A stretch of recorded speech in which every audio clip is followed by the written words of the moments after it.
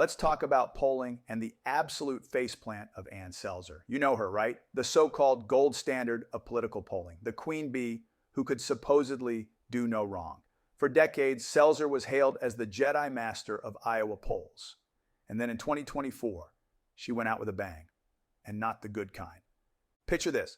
Selzer drops her final Iowa poll just days before the election, claiming Kamala Harris is up by 3 points against Donald Trump.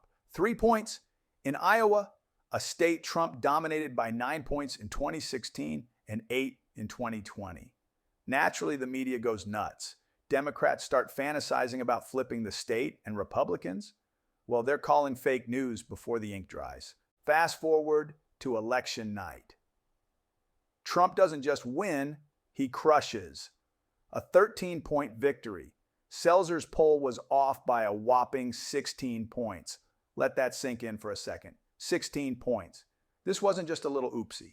This was the polling equivalent of trying to throw a dart and hitting your neighbor's cat instead.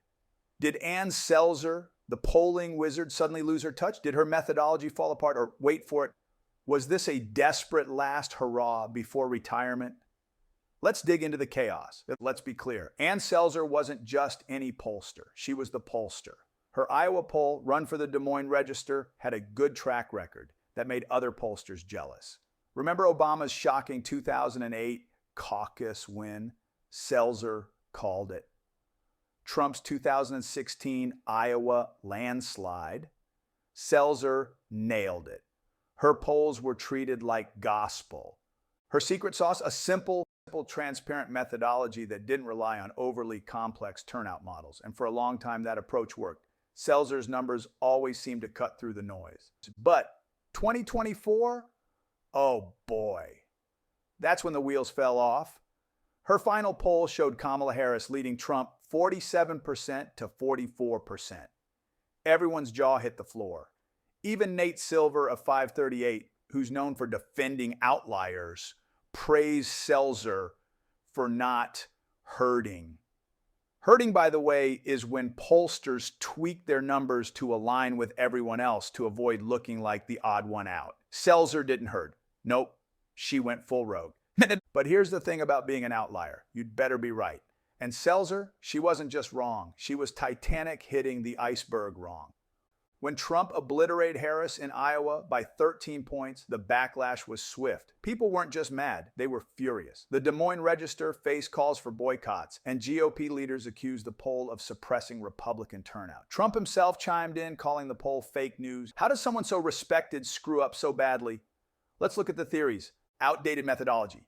Selzer stuck to her tried and true methods, but the game has changed. Voter behavior is more unpredictable than ever, and Selzer's refusal to adjust for modern complexities left her exposed.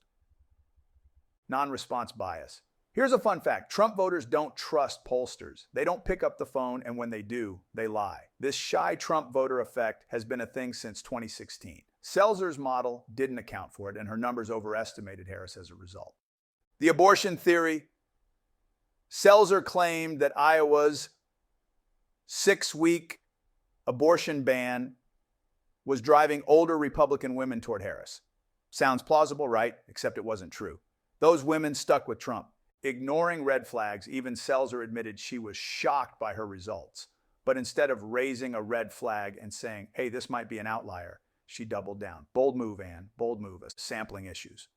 Some experts suggest Selzer's reliance on telephone polling skewed her sample toward older, more engaged voters, traditionally a Republican-leaning group.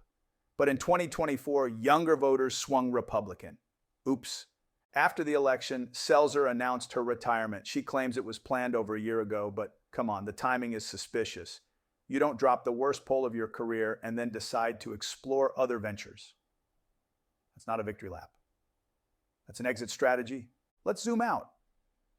Selzer's meltdown is just one piece of a bigger puzzle. Polling is in trouble.